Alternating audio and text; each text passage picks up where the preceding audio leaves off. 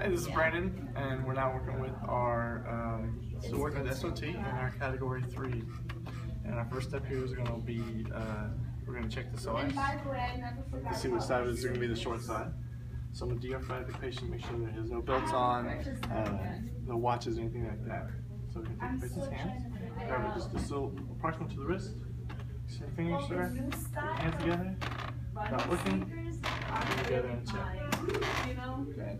Looks like our right side is our short side here. So what we're going to do is we're going to stand on the contralateral side. Have the patient raise his right leg here. What we're going to do is going to follow the top of your leg, Chris. Come over just medially, and then we'll feel right there where the SOS is. Okay. So as I breathe in, we're going to push the patient's knee out. We're going to hold. We're going to apply some pressure. As it breathes out, bring the knee in. Repeat the process again. Breathe in, push down, breathe it back in. Good. One last time.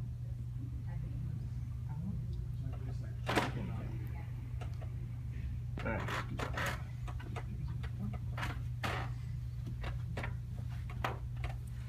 So now we will reassess the SOS. Patient standing. See your fingers.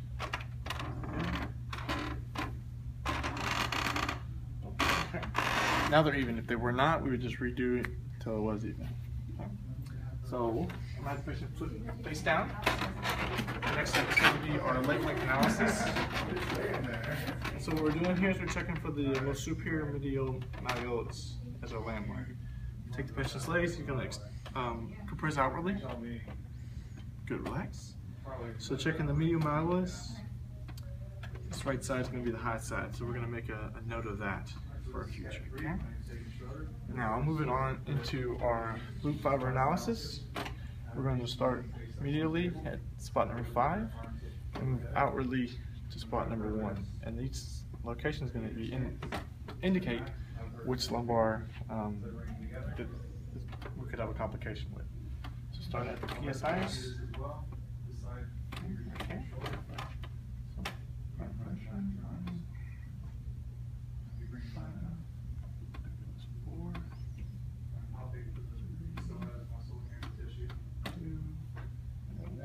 Side there.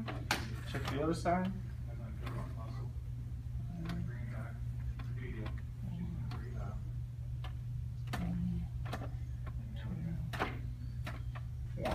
Okay. So was there any pain or tenderness? So you had pain on this right side here. Number 4. And he says on the 4th one. So it's going to be this tendon right there. Okay. So that's going to correlate to lumbar, our 4th lumbar. At the Lover Brothers, that's going to be correlated to our C2. So I'll do is come over here to the C2. Find where that's at. Okay. And check the tenderness on the spine process of C2. Is there any tenderness there? A little bit. A little bit. Let's check on the TVPs on each side. Tenderness. Tenderness. Really? Okay, so the spine process is the most tender spot there. Okay, that's going to. We're going to make a note of that so that when we move into our blocking, we can identify what our complication is at L4. The next step is going to be by finding tenderness within our calves, both sides. And at that point, just hamstrings, glute.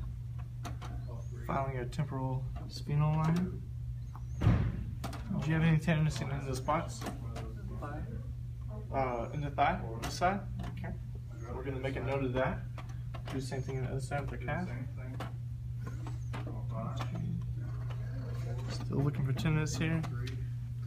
Again. Temporal spinal line right here. Any tenderness on these sides? Calf and the thigh on the side, so we're going to make a note of that. So after we complete our blocking, we're going to be checking see and look for changes there.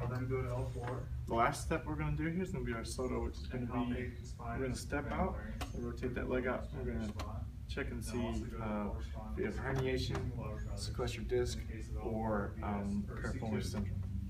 So we'll check the patients. Starting with right above your patella here, okay?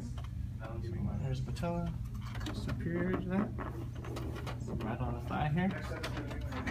Okay. Another leg here. So what we're going to do is we're going to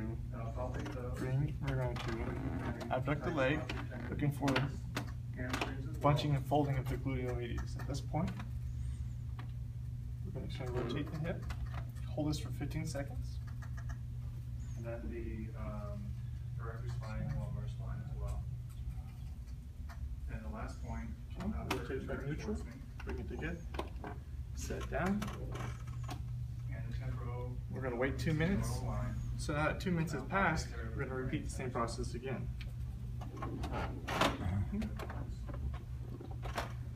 Last thing I do, Down. Find the bunching. Gently rotate the hip. 10 seconds. Above the ankle. Slowly bring it out. Let's see the glute punch. Rotate it back in. Bring it down. Now we'll ask the patient if there was any difference, any increased pain, decreased pain, or any difference during those two. So there's no difference, which indicates to me that there's a subluxation or herniated disc in that area. If there was increased pain as we perform the exercise, that's going to mean that we have a sequestered disc. If there was a decrease of pain, that's going to mean that we have piriformis complication. If there was decreased pain, you would perform the exercise until there was no more change in your pain. And that's going to conclude. Hi folks, this is Brandon Pounds again. We're working on the second portion of our Cat 3 video. We've already done all of the preliminary testings, and we found that her right leg is a short leg side, and now we're just kind of following up for the second portion of the video. The point of the Cat 3 is to, for the Cat 3 blocking, is to reduce pain for that patient, and then we won't block any more than 30 minutes at a time. So, like I said, we've decided that the right leg is a short leg, so we're going to treat that as necessary using our wonderful blocks. We're going to use these as of now. So for the long leg side, what we're going to do is we're going to take the block, and I can passively move her leg here. We'll rotate it out. If she would just put her hands down by the side and just kind of relax, perfect. So we're going to start at the ASIS and move obliquely inferiorly. We're just going halfway in because I don't want to. We don't want to treat anything we don't need to treat. So there's that, the ASIS. Now on the short leg side, we're going to take the block. We're going to put it inferior obliquely, right at that greater trochanter area. Okay, perfect. So at this point in time, we'll ask the patient if there's any reduction in pain. And if there is not any reduction in pain, on the short leg side, we're going to kind of moderately move and wiggle the blockings until there is no pain for that patient.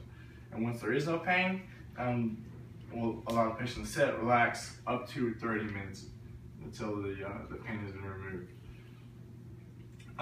So the next step is going to be our posterior iliofemoral ligament. What we're going to do is we're going to test the patient by internally rotating the foot. So we're going to externally rotate her foot here, and we're going to find which one has a lack of rotation. We can see that her left side is the one that's the problem side is just not externally rotating. So it means we have tenderness on the posterior iliofemoral ligament. So we come over here to the acetabular joint, and I'm just going to thumb in here for that ligament, and I'm finding it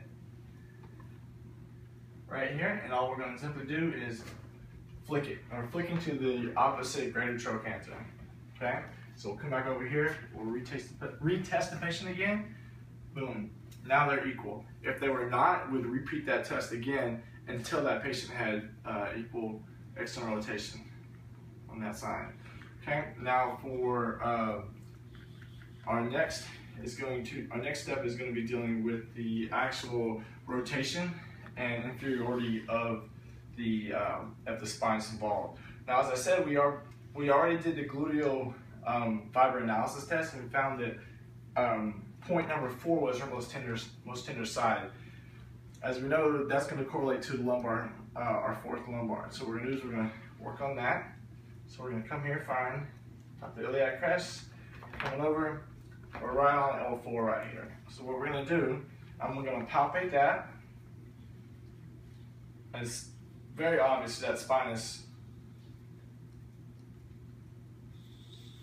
the spinous is rotated to the right.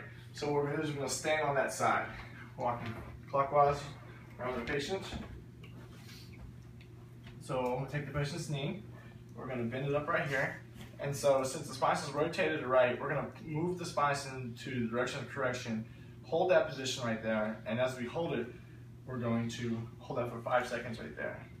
So 1, 2, 3, 4, 5. We'll relax. We'll repeat that same process 2 more times. 1, 2, 3, 4, 5. And like I said, we're moving that spinous into the direction of correction. Since it's rotated to the right, we're pushing it lateral medial, moving it back to the left. Here, one more time. 1, 2, 3, 4, 5. Okay, awesome. Now we're going to check for inferiority of that spinous. So it looks like, and it feels as though the TVPs are superior on this right side, and it's gone superior that way. Okay, which means is on the left side right here. On the left side right here is going to be the side that we're going to push superiorly. Okay, there's the spinous. So we're going to take the same steps, bring it here. Okay, and as I bring it in, she's going to breathe in and then breathe out and hold. And as that happens, I'm pushing it I to S, holding for 5 seconds. And we're going to repeat that 2 more times. Again, breathe in, and then breathe out, and hold. Again, I to S, fixing that inferiority of that. Good. One more time. Breathe in, breathe out. Good. 5 seconds right there. Awesome. Very, very nice. Okay. Now, our next step is going to be our acetabular goading. And what's going to happen here is there's still pain on the sciatic side. So she's saying that the left side is where she's having some sciatica and acetabular pain. So all that's going to happen is we're going to take the knee. We're going to first internally rotate the hip. Okay, right around the acetabular region. We're going to find out where those trigger points are and where that kind of pain is. And she's having some pain. Is that painful right in there? Yeah. So that's the pain. So what we're going to do is we're going to work that trigger point right there, applying some pressure, and then she's just going to breathe in and out. Good. And you can feel that trigger point kind of release. Now we'll externally rotate the hip, working that same region, palpating for that tenderness. She's a little tender right there. Yeah, so it's tender right there. So just breathe in and breathe out. Very nice, very nice. Okay, I can come out there a little bit. Okay, so that's our acetabular goading. The next step is going to be our orthopedic one. Now, what we did say, we said the spinous is rotated to the right. So I'm going to go to the right side and voila, that's orthopedic rotation there. So what happens is, as the hip drops down, the spinous is going to rotate back to the left. Okay, so it's going to rotate to the high side. And we'll hold that for 3 to 5 minutes. That'll be her, that'll complete that process. Now, we're going to do the sciatic traction and the assisted sciatic traction. So we said the left side was the side she's having sciatic pain in. So what we're going to do is, I'm simply going to grab her feet, not bringing it superiorly, because if I do, that's going to exacerbate that piriformis syndrome, causing sciatic pain in her leg. So we're going to traction her leg, S to I, hold for 5 seconds, and we'll relax. And we'll repeat that 3 more times here. She just breathes in. Okay, 1 more time. 5-second traction. Awesome job. Now for the assisted sciatic traction, I would have my patient pull I to S as I push P to A on the spinous. On the spinous that we're working on. That's the L4 spinous that we talked about earlier. So that's the one. So as the patient, my assistant pulls S to I, I'm pushing P to A as the patient breathes in and out. Now, moving on to our sacral base. What's going to happen here? She is going to splice over here. Now, so what's going to happen here is she's going to raise this leg up right here. So raise your leg straight up for me. Just like that. I'm going to push down and she's going to resist into my hand. Okay, relax. Let's do the other side. Raise this leg up as high as you can. Push to my hand. Okay, move back on this side again. One more time. Raise it up. Push. That side is very weak right there. Okay, so that's going to be indicative to a sacral base. Stop. There you go. All right, so now what I'm doing, I'm going to L5 spinous.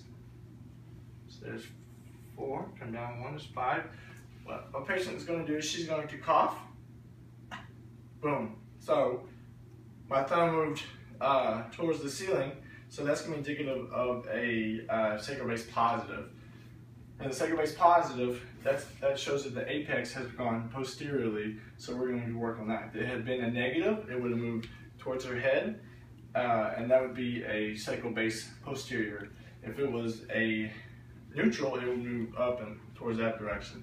Okay? So for our blocking for a sacral base positive, we're going to be above the ASIS. So we'll take these in. There. Both sides. Here. Okay. So what's going to happen is I'm going to make a contact point on the apex of her sacrum. Okay. So I'm going to put my hand right at the lower part of your sacrum. Is that okay? Okay. So we're here. And what we're going to do is the patient's going to breathe in and out. And as she breathes out, I'm going to push P to A on the apex. Breathe it again. Breathe out. Good. One more time. Breathe in. Breathe out. Very nice. Very nice. Okay. If it had been a sacral base negative, we would just perform that same procedure, but pushing P to A on the sacral base as she exhaled. If it was a neutral, we would rock. So as she breathes in, we're going to rock back. As she breathes out, we'll rock forward on that base. And we'll just continue to repeat that process there. Now we'll go back and retest. So she'll raise her leg up again on this side. Very good. You can already tell she's raising the higher. And push, testing it. Still, we had a change, so it went strong. So now we had a very good sacral base testing. Okay. So let's go ahead and remove these.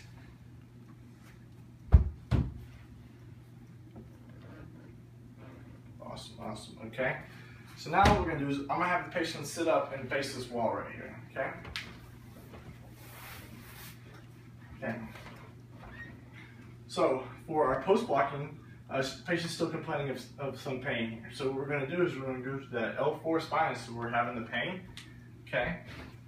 So we're here. And what I'm going to do is I'm going to have the patient flex her head. So bring her chin to her chest. And as she does so, she's going to bring her whole back and forward. And she's going to breathe in at that point and push her spine into my hand right here where my thumb is. And I'm going to push simply I to S. Okay. Now the patient's going to breathe out. As she breathes out, she's going to extend her back but still keep her head tucked into her chin. And as that happens, I'm pushing P to A. We'll repeat that process again. She flexes her spine. I'm now pushing I to S again as she breathes in. Very good. Okay. Now the last portion is going to be, she's still having sciatic pain on her left side, and the spine is rotated towards the left, which is indicative in allowing me to actually perform a side posture adjustment to correct this position. So what she's going to do is she's going to lay on her side. She's going to face the wall right over here. Okay. Okay. And we can rotate. We can walk around over here. So we're looking at this side right over here. Okay. So what we're going to do is we're going to push your hips all the way to the side of the table here, just like this. Good. Good. Straighten the legs for me here. Okay. So we're going to move her inside posture. Just going to hold that right there for me. Very nice. Perfect. Perfect. Okay. So what it is, so since that spinous is rotated down on this left side right here, on the same side as the sciatic pain, we're going to push P to A on that TVP, which is going to rotate it back into normal position. So I'm going to put my hip right there. I'm going to fold her over. Boom. There was the set. Didn't even need to adjust on that. It was simple, just palpate, apply a little pressure, and that was it. She'll face back down again. If there was more restriction, you could perform a P-to-A chest, but for that patient at that point in time, it went right on set up. We'll palpate the L4 spinous. It's perfect. There's no rotation, no inferiority, and the tenderness has gone away. Is it still there? It's gone. It's gone. So that concludes our Cat 3 blocking. Thank you.